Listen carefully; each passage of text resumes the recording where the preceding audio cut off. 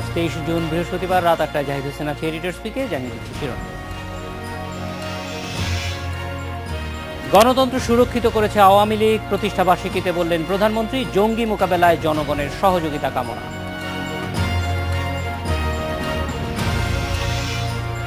সাম্প্রদায়িকতা নির্মূল সবচেয়ে বড় চ্যালেঞ্জ, প্রতিষ্ঠা বার্ষিকীতে আওয়ামী লীগ নেতাদের উপলব্ধি।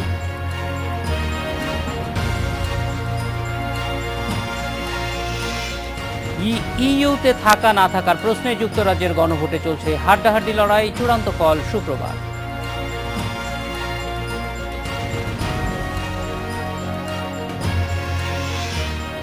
জঙ্গিবাদ মোকাবেলায় জনগণের সহযোগিতা চেয়েছেন প্রধানমন্ত্রী শেখ হাসিনা। সংসদে তিনি বলেন, শান্তিপূর্ণ পরিবেশ নিশ্চিত করতে সরকার জঙ্গিবাদ বিরোধী কার্যক্রম চালাচ্ছে। সংসদে অনির্ধারিত আলোচনায় একথা বলেন শেখ হাসিনা। প্রধানমন্ত্রী বলেন, সব ষড়যন্ত্র মোকাবেলা করে আওয়ামী লীগ গণতন্ত্রকে সুরক্ষিত করেছে, এগিয়ে নিচ্ছে দেশকে। তিনি বলেন, সবার সঙ্গে বন্ধুত্ব, কারো সঙ্গে বৈরিতা নয়। পররাষ্ট্রনীতির এই শিক্ষা দিয়ে গেছেন বঙ্গবন্ধু। সেই শিক্ষা নিয়ে সবার সঙ্গে সুসম্পর্ক রেখে দেশকে এগিয়ে নিয়ে যাচ্ছে সরকার।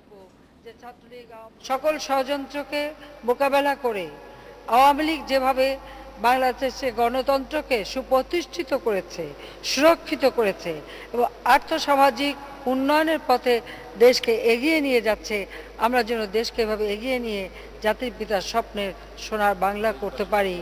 আমরা বাংলাদেশ আওয়ামী লীগের এই প্রতিষ্ঠা বার্ষিকীতে এটাই কামনা করি। জাতির পিতা বঙ্গবন্ধু শেখ মুজিবুর রহমানের স্বপ্নের অসাম্প্রদায়িক গণতান্ত্রিক বাংলাদেশ করতে আজও লড়াই করতে চলছে আওয়ামী লীগ। একাধিকবার ক্ষমতায় এলেও সাম্প্রদায়িকতা নির্মূল এখনও তাদের সবচেয়ে বড় চ্যালেঞ্জ মনে করেন দলের নেতারা।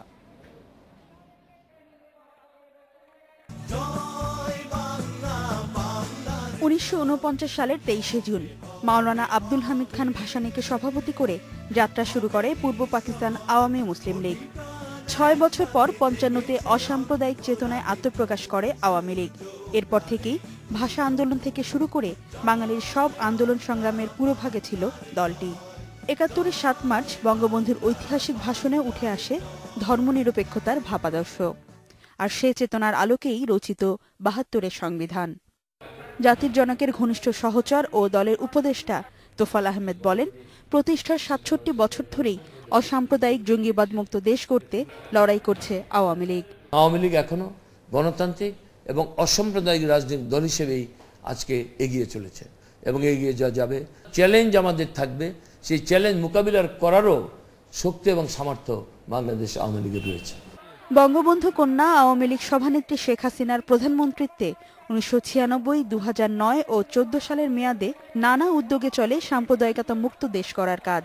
কিন্তু আজও সেই জঙ্গিবাদ ও মৌলবাদ প্রতিহত করাই দলটির জন্য বড় চ্যালেঞ্জ। যতই সাম্প্রদায়িক বিরুদ্ধে লড়াই করি না কেন, সম্পদ নিশ্চিন্ন করাটা সাম্প্রদায়িকতা অত্যন্ত কঠিন কাজ। সাম্প্রদায়িকতার অনেক কুসংস্কার বাংলাদেশ নাই বলতেই চলে। কারণ হলো বাংলাদেশের মানুষ ধীরে ধীরে এখন অসাম্প্রদায়িকের ধারণাকে ধারণ করছে, সবাই সমস্ত মানুষ ধারণ করছে। এটা আমাদের একটা বড় অর্জন। তবে ধর্মনিরপেক্ষ বৈষম্যহীন বাংলাদেশ নির্মাণের আদর্শে আওয়ামী লীগ মুক্তিযুদ্ধে নেতৃত্ব দিলেও সমসাময়িক কোনো দল মনে করে ক্ষমতার প্রশ্নে সেই আদর্শ থেকে কিছুটা দূরে সরে এসেছে দলটি। যখন ক্ষমতার প্রয়োজনে সাম্প্রদায়িকতার সঙ্গে আপোষ করা বা সেখানে একটু নমনীয় মনোভাব পোষণ করা প্রয়োজন হয়, আওয়ামী লীগ তখন কিন্তু হঠাৎ করেই সেই চিন্তার ভিতরে নিজেকে নিয়ে যায়। ফারজানা শোভা, ইন্ডিপেন্ডেন্ট নিউজ, ঢাকা। আজ আওয়ামী লীগের প্রতিষ্ঠা বার্ষিকী, এ বিষয়ে কথা বলতে আমাদের সঙ্গে আছেন ঢাকা বিশ্ববিদ্যালয়ের উপাচার্য অধ্যাপক ডক্টর আরিফিন সিদ্দিক। স্বাগত অধ্যাপক আরিফিন সিদ্দিক। আমরা যেই জিনিসটি একটু জানতে চাই যে আওয়ামী লীগের প্রতিষ্ঠা বার্ষিকীতে আজকে মূল যে কথাটি এসেছে সেটা হচ্ছে অসাম্প্রদায়িক একটি দেশ এবং যে সাম্প্রদায়িক সমস্যাগুলি আমাদের সামনে আসছে সেটা মোকাবেলা করার ক্ষেত্রে সরকার যেমন কাজ করবে, ঠিক একইভাবে বাংলাদেশের সবচেয়ে বড় রাজনৈতিক প্রতিষ্ঠান হিসেবে আওয়ামী লীগ কীভাবে কাজ করতে পারে। সেক্ষেত্রে আমরা প্রথমে একটু এই জিনিসটা জেনে তারপর একটু ইতিহাসের দিকেও যাব যে কিভাবে এই 67 বছর আওয়ামী লীগ একটা বড় দলে পরিণত হলো স্যার। কিন্তু প্রথমেই জানতে চাইব যে এই ক্ষেত্রে আসলে রাষ্ট্র পরিচালনায় দল আছে এবং একই সঙ্গে দল দুটি মিলিয়ে কিভাবে একটি অসাম্প্রদায়িক রাষ্ট্র তৈরিতে বা একটা সমাজ তৈরিতে ভূমিকা রাখতে পারে, বিশেষ করে আওয়ামী লীগ দল হিসেবে কতটুকু পারে? ধন্যবাদ। আসলে আজকের দিনটি ঐতিহাসিক দিন। এই দিনেই সেই পাকিস্তান আমলে আওয়ামী মুসলিম লীগের প্রতিষ্ঠা, এবং এই যে সাম্প্রদায়িকতার কথা আমরা এখন বলছি, এই সাম্প্রদায়িকতার থেকে মুক্ত হয়ে এই দেশকে অসাম্প্রদায়িক একটা দেশে পরিণত করার জন্যই এই আওয়ামী মুসলিম লীগ তার যাত্রা শুরু করে। এমনকি তার নামের মাঝে যে মুসলিম শব্দটি ছিল সেটিও কিন্তু একসময় তারা কেটে বাদ দেয়, এই কারণে যে সত্যিকার অর্থে সাম্প্রদায়িকতার যে চিহ্ন সেটা যেন এমনকি দলের নামের মাঝেও না থাকে। একটা দলের নাম যাই হোক না কেন, তার লক্ষ্য এবং উদ্দেশ্য নিয়ে সে এগিয়ে চলে, এটাই স্বাভাবিক। কিন্তু এখানে মুসলিম শব্দটি বাদ দিয়ে সেই সময় পাকিস্তান মাত্র প্রতিষ্ঠা হয়েছে, তার কয়েক বছর পর এই সাহসী সিদ্ধান্ত সেই সময়কার নেতৃবৃন্দ নিয়েছিলেন, কারণ লক্ষ্য ছিল একটি, যে একটা অসাম্প্রদায়িক দেশ গড়ে তুলতে হবে। আজকে যখন আমরা দেখি যে সাম্প্রদায়িকতার বিষ বাষ্প একেবারে ধর্মের নামে সংকীর্ণ গোষ্ঠীর স্বার্থে যখন বিভিন্ন সাম্প্রদায়িকতার চিহ্ন আমরা লক্ষ্য করি সমাজে, এমনকি হত্যাকাণ্ড পর্যন্ত ঘটে চলেছে বিভিন্ন ধর্মের নামে, তখন আমাদের আবার ফিরে যেতে হবে সেই আওয়ামী লীগ প্রতিষ্ঠাকালে, যখন সেই আওয়ামী লীগের নেতৃবৃন্দ সঠিকভাবে সিদ্ধান্ত নিয়েছিলেন যে সাম্প্রদায়িকতার সাথে কোনোভাবে একটি রাজনৈতিক দল সম্পৃক্ত থাকতে পারে না। রাজনৈতিক দল হবে জনগণের দল, গণমুখী দল, গণমানুষের দল, এবং গণমানুষের জন্য যে রাজনীতি সেটার মধ্যে সাম্প্রদায়িকতা বা কোনো সংকীর্ণ পরিচিতি থাকতে পারে না। এটা সকল জনগণের জন্য উন্মুক্ত একটি প্ল্যাটফর্ম। অধ্যাপক আরিফিন সিদ্দিক, এই ক্ষেত্রে একটু যে জনগণের কথা বললেন, এখন আওয়ামী লীগ আমরা যেখানে দেখছি তাতে একটা সাধারণ মানুষের পক্ষে কোন প্রক্রিয়ায় আওয়ামী লীগের মনে করেন যে উপরের দিকে শীর্ষস্থানীয় পরিচালনার দিকে ওঠার প্রক্রিয়াটি যথেষ্ট গণতান্ত্রিক আছে কি না? কারণ আমরা দেখেছি যে 1949-এ যখন আওয়ামী লীগ তৈরি হয়, এটি একটা বড় কারণ ছিল যে এলিটদের সঙ্গে যে সংঘর্ষটা, সেইটি এখনো পর্যন্ত বিদ্যমান আছে কিনা, বা সাধারণ মানুষের পক্ষে এই দলের উপরের দিকে চলে আসার যে প্রক্রিয়াটি গণতান্ত্রিক, সেইটি যথেষ্ট গণতান্ত্রিকভাবে চর্চিত হচ্ছে কিনা? সময়ের সাথে সাথে সবকিছুরই পরিবর্তন ঘটে। সময় তো একটা বড় ধরনের পরিবর্তনের উপাদান।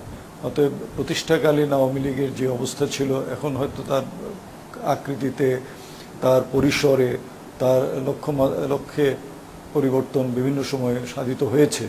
কিন্তু প্রতিষ্ঠাকাল থেকেই কিন্তু আওয়ামী লীগ হচ্ছে গণমানুষের রাজনৈতিক দল। বিত্তহীন মানুষ এবং মধ্যবিত্ত শ্রেণী, তাদেরই মূল আশ্রয়ের জায়গা ছিল আওয়ামী লীগ। এবং এখনও যদি আপনি দেখেন বিভিন্ন রাজনৈতিক দলের সমর্থক এবং নেতৃবৃন্দের মাঝে, দেখবেন যে আওয়ামী লীগের মাঝে সবচেয়ে বেশি এই সাধারণ মানুষের পদচারণা।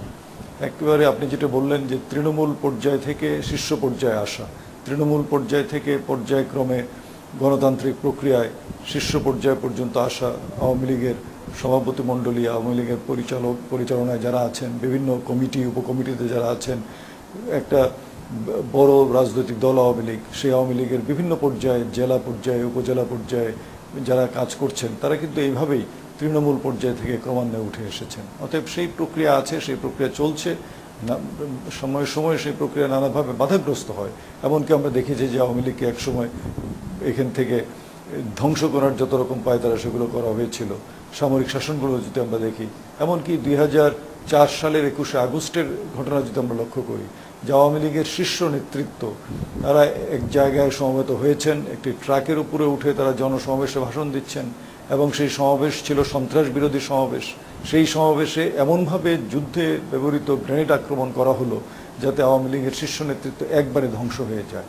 ঠিক 75-এর 15ই আগস্টে জাতির জনক বঙ্গবন্ধুকে যেভাবে হত্যা করা হলো, আওয়ামী লীগ প্রধানকে এবং দেশের সরকার প্রধান, রাষ্ট্রপ্রধানকে হত্যা করে আওয়ামী লীগকেই ধ্বংস করার পায়তারা করা হয়েছিল।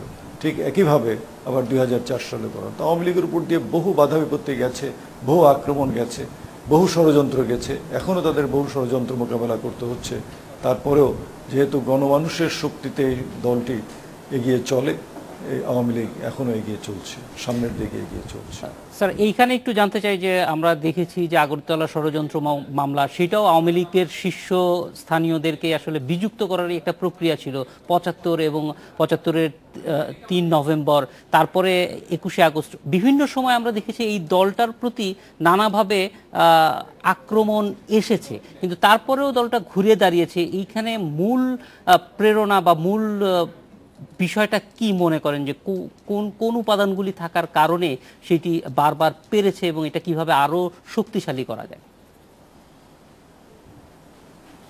আপনি ঠিকই বলেছেন যে আমরা দেখেছি আওয়ামী লীগের উপরে যে বিভিন্ন সময় পাকিস্তান আমল থেকে শুরু করে একেবারে বাংলাদেশের ২০০৬, ৭, ৮ ওই সময়টা তো আমরা দেখেছি যে কত ধরনের ষড়যন্ত্র হয়েছে দলটির বিরুদ্ধে।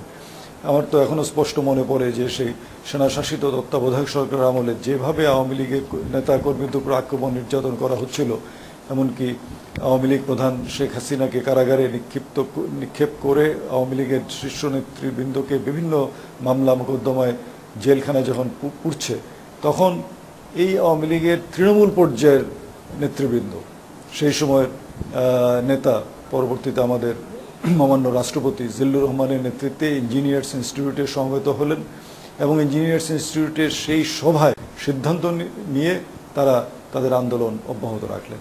এই যে তৃণমূল পর্যায়ের মানুষ যারা সেই সময়ের সেনাশাসিত সরকারের শাসনামলে যে সাহসী ভূমিকা পালন করেছেন, তারা কোনো বড় রাজনৈতিক নেতা নন, তারা গ্রামগঞ্জে থেকে আসা আওয়ামী লীগের সমর্থক। তাদের সেই সিদ্ধান্তই কিন্তু পরবর্তীতে পার্টিকে শক্তি জুগিয়েছে, সাহস জুগিয়েছে, এগিয়ে গেছে।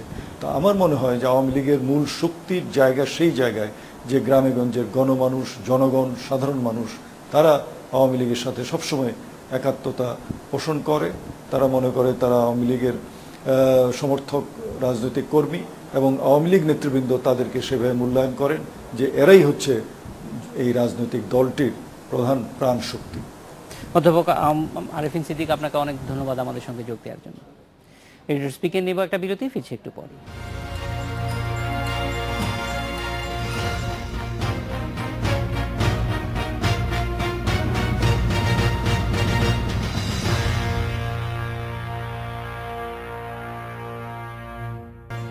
আজ আওয়ামী লীগের প্রতিষ্ঠাবার্ষিকী নিয়ে কথা বলতে আমাদের সঙ্গে আছেন সিলেট থেকে আওয়ামী লীগের সাবেক সংসদ সদস্য সৈয়দা জেবুন্নেসা হক এবং বগুড়া থেকে আওয়ামী লীগের সহসভাপতি অ্যাডভোকেট রেজাউল করিম মন্টু।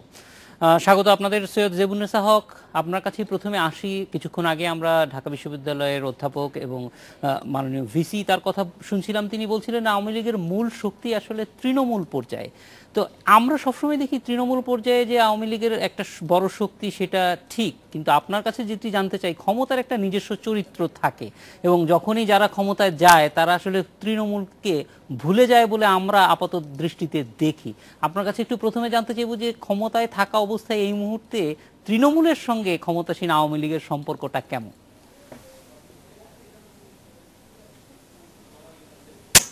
আমি তো মনে করি খুবই ভালো, কেননা আমি নিজেও তৃণমূল থেকে উঠে এসেছি।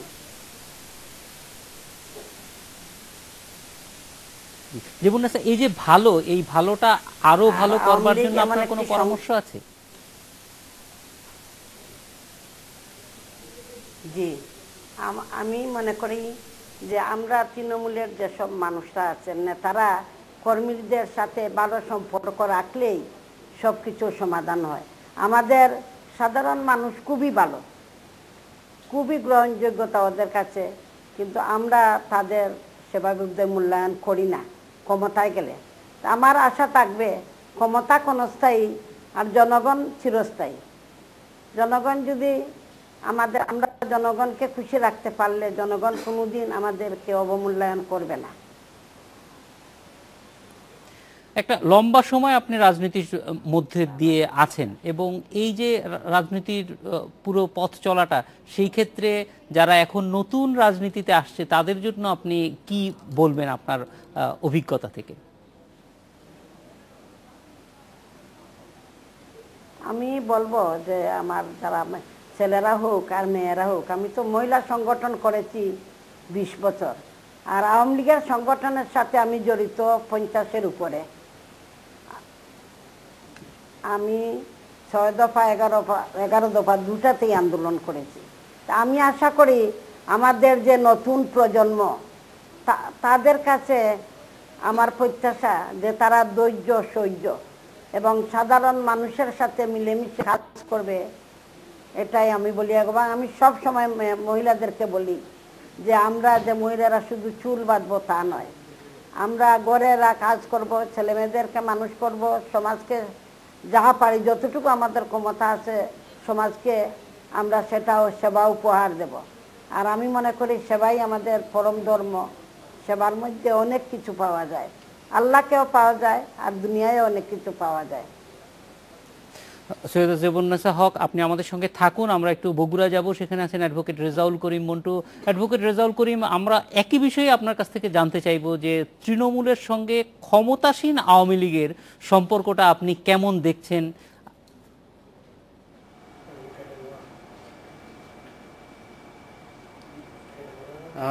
আমি আমার বক্তব্যের শুরুতেই ইন্ডিপেন্ডেন্ট টেলিভিশনের সম্মানিত কলাকুশলী বৃন্দ এবং সম্মানিত দর্শক শ্রোতা বৃন্দদেরকে আমি সালাম জানাতে চাই। আসসালামু আলাইকুম। আসলে একটি কথা ঠিক যে আওয়ামী লীগ এমন এক ঐতিহ্যবাহী দল যেটার জন্মই নিয়েছে হলো তৃণমূল পর্যায় থেকে শুরু করে, এবং যেখানে আজকে দীর্ঘদিন যাবৎ এই আওয়ামী লীগ একটা ঐতিহ্যবাহী ঐতিহাসিক ভূমিকা পালন করে আসছে। আওয়ামী লীগ দীর্ঘদিন ক্ষমতার বাইরে ছিল, তারপরও বাংলাদেশের একটি সর্ববৃহৎ দল হিসেবে এখানে এই বাংলাদেশ আওয়ামী লীগের একটি অবস্থান ছিল, যেটা সারা পৃথিবীতে এমন কোনো নজির বা ইতিহাস আছে কিনা আমার জানা নেই। এর কারণটাই হলো যে তৃণমূল পর্যায়ের আওয়ামী লীগের যে সমস্ত ত্যাগী নিঃস্বার্থ নেতাকর্মী রয়েছে, তারা কিন্তু রাজনীতিটা নিজেদের ভাগ্যের পরিবর্তনের জন্য করে না, রাজনীতিটা করে একটি আদর্শিক কারণে। যেই কারণে একটি দল 21 বৎসর ক্ষমতার বাইরে থাকা সত্ত্বেও একটা দেশের সর্ববৃহৎ দল হিসেবে প্রতিষ্ঠিত থাকতে পারে, নিজের অস্তিত্ব ধরে রাখতে পারে, এমন নয় যে পৃথিবীর অন্য কোনো দেশে আছে বলে আমার জানা নেই। সেই কারণে আমি যেটা বলি যে কথাটা আপনি বলার চেষ্টা করেছেন, আমি যে কথাটি বলতে চাই যে হ্যাঁ, আওয়ামী লীগের লক্ষ লক্ষ কোটি কোটি নেতাকর্মী রয়েছে তৃণমূল পর্যায়ে। যখন একটি দল ক্ষমতায় থাকে, স্বাভাবিকভাবে ক্ষমতাসীন থাকার কারণে কখনো কখনো তৃণমূল পর্যায়ের সকল নেতাকর্মীদের সঙ্গে সম্পৃক্ততা থাকে না। যে সমস্ত আমাদের নির্বাচিত প্রতিনিধি থাকে তাদের সঙ্গে সেই ধরনের হয়তো একটা সুসম্পর্ক বিরাজমানও থাকে না, এটা ঠিক, এটা অস্বীকার করলে বাস্তবতাকে অস্বীকার করা হবে। তারপরও আমি যেটা মনে করি, যেহেতু আওয়ামী লীগের নেতাকর্মীরা নিঃস্বার্থভাবে একটা আদর্শিক কারণে দলটি করে, সেই কারণেই তৃণমূল পর্যায়ের নেতাকর্মীদের সঙ্গে সরকারের এবং দলের এখনই একটি সুসম্পর্ক বিরাজমান বলে আমি একজন আওয়ামী লীগের ক্ষুদ্র কর্মী হিসাবে এটা আমি বিশ্বাস করি। অ্যাডভোকেট রেজাউল করিম, অবশ্যই একটা ভালো সম্পর্ক তো আছে, কিন্তু আমরা যেটি দেখি যে ধরেন 50-এর দশকে 60-এর দশকে যখন বঙ্গবন্ধু আওয়ামী লীগের সেক্রেটারি ছিলেন, 13 বছরে তিনি কিন্তু প্রায় সব কয়টি জেলায় একদম প্রত্যন্ত এলাকায় গিয়েও কমিটি গঠনগুলি গণতান্ত্রিকভাবে তৈরি করেছিলেন। সেইটি 5 দশক 6 দশক আগেও সম্ভব হয়েছে, কিন্তু এখন সেই প্রক্রিয়াটি আমরা আরও এগিয়ে নিতে পেরেছি কিনা সেটাই কিন্তু একটা প্রশ্ন। কারণ সেইটার উপর ভিত্তি করেই আমার মনে হয় যে রাষ্ট্রবিজ্ঞানীরাও বলছেন যে সেইটার উপর ভিত্তি করেই এই যে বড় বড় আঘাত, আপনি দেখেন যে 75-এর পরে তো আওয়ামী লীগ নিশ্চিহ্ন করে দেওয়ার একটা পুরো প্রক্রিয়াই ছিল, কিন্তু সেটা সফল হয়নি। ফলে ওই জায়গাটিতে তৃণমূলকে আরও শক্তিশালী করা এবং সেটা বঙ্গবন্ধুর দেখানো পথেই করা, সেইটিতে আওয়ামী লীগ কতটুকু সফল হচ্ছে? আমি যেটা ব্যক্তিগতভাবে মনে করি, আপনি যে কথাটি বলেছেন অত্যন্ত যৌক্তিক কারণেই বলেছেন। বঙ্গবন্ধু যে কাজটি, যে গণতান্ত্রিক পদ্ধতিতে কাজগুলি করার চেষ্টা করেছেন বা করেছেন, সেই কাজটি সত্যি কথা বলতে আমার দ্বিধা নেই। আসলে কিন্তু সত্যিকারভাবে সেই কাজটি এখন আর ততটা হচ্ছে না। এ কারণে যে আমাদের একটা সমস্যার সৃষ্টি হয় না বা হচ্ছে না, এ কথা আমি বলবো না। তারপরও আমাদের প্রিয় নেত্রী জননেত্রী শেখ হাসিনার নেতৃত্বে আজকে সারা বাংলাদেশে নেতা কর্মীদের মধ্যে যে ঐক্যবদ্ধতা এবং যে একটা সুসম্পর্ক বিরাজমান, সেখান থেকে আমার কাছে যেটা মনে হয় যে আমরা ঠিক সেই অবস্থান, বঙ্গবন্ধুর সময়কালের অবস্থান ধরে রাখতে না পারলেও এটা অনেকটাই এখনো মধ্যে আমাদের সুসম্পর্ক বিরাজমান। এবং আমরাও চাই এবং আমরা চেষ্টাও করছি যাতে গণতান্ত্রিক পদ্ধতিতে সব কিছু বঙ্গবন্ধুর পথ অনুসরণ করে আমরা সব কিছু করতে পারি, সে ব্যাপারে আমরা অত্যন্ত আন্তরিক এবং সে ব্যাপারে আমরা সচেষ্ট এবং আমরা সেটা আগামীতে ইনশাল্লাহ বঙ্গবন্ধুর পথ অনুসরণ করে তার পদ্ধতি মোতাবেকই আমরা সেই কাজগুলো করার চেষ্টা করব এবং সে ব্যাপারে আমাদের নেত্রী জননেত্রী শেখ হাসিনা এ ব্যাপারে অত্যন্ত আন্তরিক এবং অত্যন্ত তৎপর। আমার বিশ্বাস যে আমাদের যেটুকু আমাদের হয়তো একটু ত্রুটি বিচ্যুতি হয়েও যদি থেকে থাকে সেগুলো ইনশাল্লাহ আমরা শুধরে নিতে পারবো এবং সেই ব্যাপারেই আমরা নিজেরা সেইভাবে ঐক্যবদ্ধ হবার এবং সেইভাবে কাজ করার জন্য ইনশাআল্লাহ। অ্যাডভোকেট রেজাউল করিম মন্টু এবং সৈয়দা জেবুন্নেসা হক, আপনাদের দুজনকে অনেক ধন্যবাদ আমাদের সঙ্গে যোগ দেওয়ার জন্য। এডিটর স্পিকে নিচ্ছে আরও একটা বিরতি, ফিরবে একটু পরে।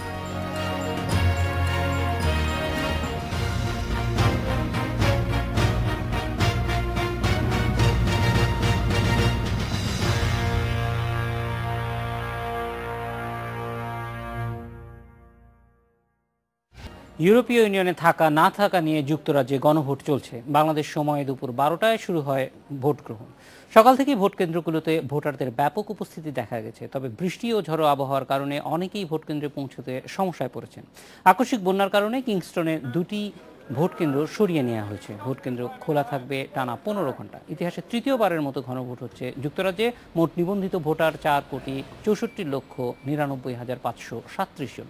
এবারই সবচেয়ে বেশি সংখ্যক ব্রিটিশ কোনো নির্বাচনে ভোট দিচ্ছে। হ্যাঁ না ভোটের ব্যালট পেপারে একটি প্রশ্ন থাকছে, তা হলো ইউরোপীয় ইউনিয়নে যুক্তরাজ্যের থাকা উচিত কি উচিত নয়।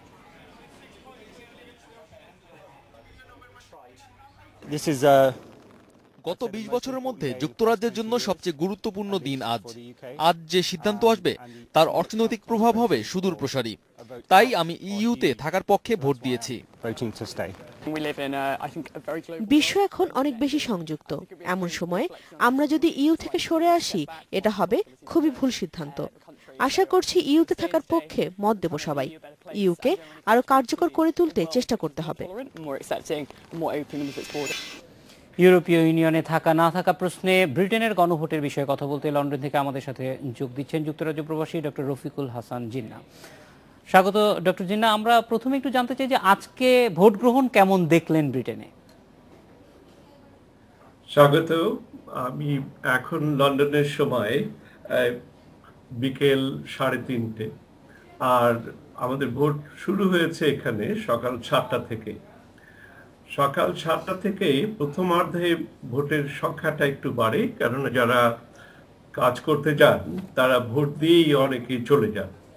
তারপর যারা অবসর আছে তারা আসেন এবং তারপরে আরেকটি পর্যায়ে আসে যখন তারা অফিস বা কর্মস্থল থেকে ফিরে আসেন, তখন আর একটি সার্জ হয়, অর্থাৎ বেশি লোক ভোট দেওয়ার চেষ্টা করে। সেই অনুযায়ী দেখা যাচ্ছে যে প্রথমের অর্ধে বিভিন্ন অঞ্চলে বিভিন্নভাবে ভোট হয়েছে। তবে গত রাতে খুব দুর্যোগপূর্ণ অবস্থায় ছিল। সকাল থেকেও কিছুটা বৃষ্টি হচ্ছিল থেমে থেমে।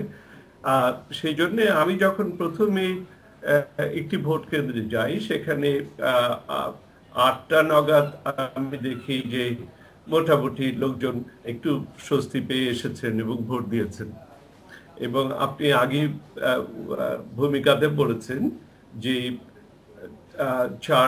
অনেক 64 মিলিয়ন 47 মিলিয়ন লোক প্রায় এবার ভোট দেবে, যেটা বিলেতের জন্য বা সমগ্র যুক্তরাজ্যের জন্য একটাই মাইল ফলক বলা চলতে পারে।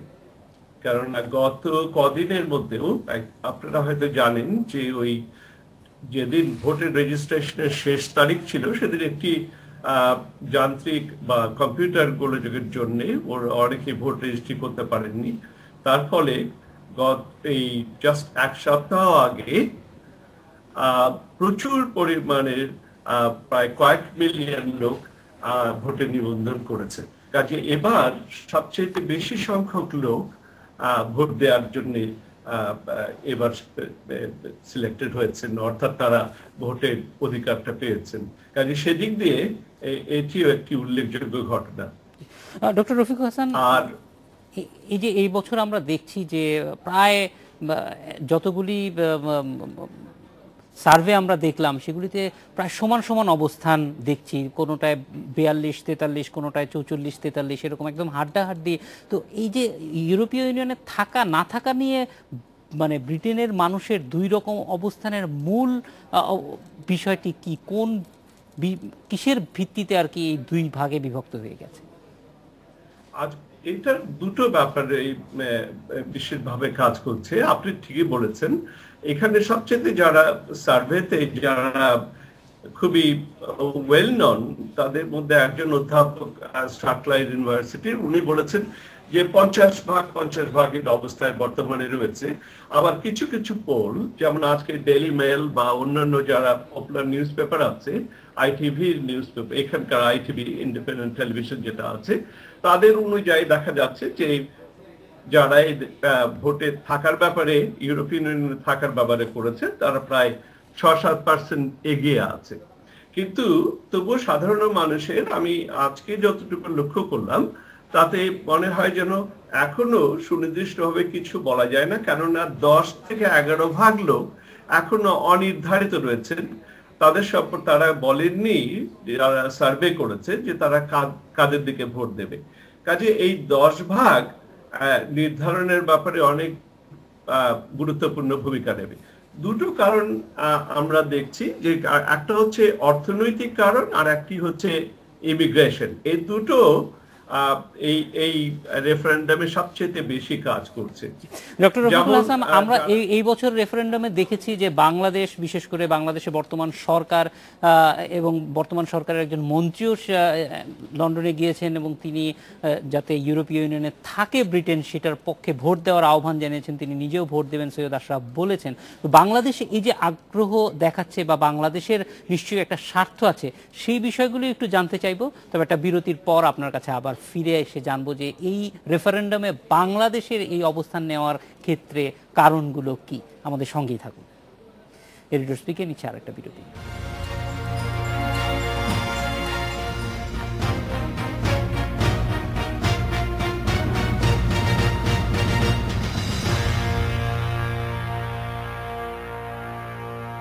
ইউরোপীয় ইউনিয়নে থাকা না থাকার প্রশ্নে ব্রিটেনের গণভোট বিষয়ে কথা বলতে লন্ডন থেকে আছেন আমাদের সঙ্গে ডক্টর রফিকুল হাসান জিন্না। স্বাগত আরেকবার ডক্টর হাসান।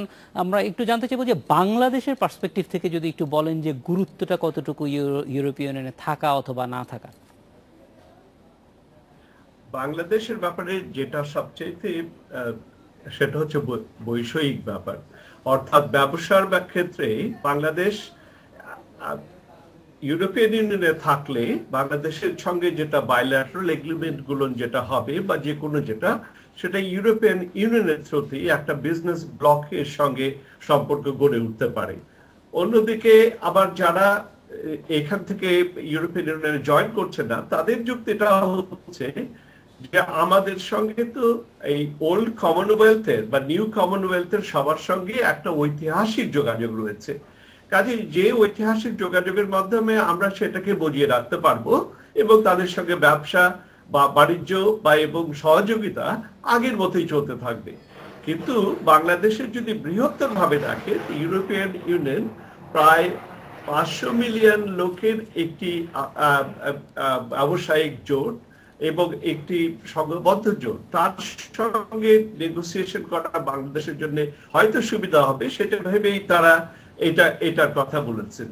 আর একটি কথা এই প্রসঙ্গে বলা যায় যে সৈয়দ আশরাফ একসময় বিলেতের রাজনীতির সঙ্গেও জড়িত ছিলেন এবং ওনার যে আগের দল ছিল সেটা হচ্ছে এখানকার শ্রমিক দল, তারাও তাদেরও এই ইউরোপীয় ইউনিয়নে থাকার ব্যাপারে সর্বতভাবে সমর্থন আছে, যদিও কিছু কিছু লেবার এমপি বা লেবারের সমর্থকরা এই তারা ভোট টু লিভের দিকে আছে।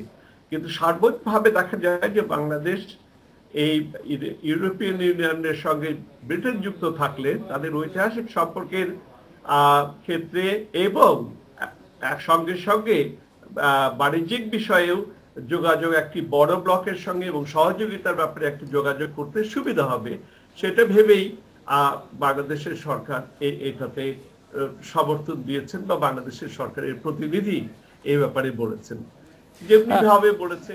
ডক্টর হাসান, একটা জিনিস একটু জানতে আগ্রহ হয় যে ব্রিটেনের ক্ষমতাসীন দল বিরোধী দল তারা যাতে থেকে যায় সেই পক্ষেই আছে, কিন্তু তারপরেও বিরোধীরা এত মানে অর্থাৎ বের হয়ে যাওয়ার পক্ষ এত শক্তিশালী হচ্ছে, এটা কিভাবে মানে রাজনৈতিক মেকানিজমটা কি এখানে?